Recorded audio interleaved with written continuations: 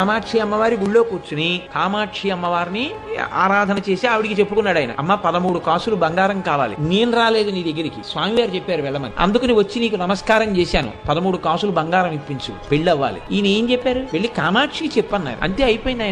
ఆయన దృష్టిలో ఏమిటంటే ఇవ్వవలసిన వారు మాత్రం పరమాచార్య. అందుకని ఇక్కడ నమస్కారం పెట్టేసి ఈవిడికి చెప్పేసి ఆయన మళ్ళీ వెళ్ళిపోయారు శివస్థానం దగ్గర. పరమాచార్య కూర్చుని ఉన్నారు. ఈ పేద బ్రాహ్మణుడు వస్తున్నాడు.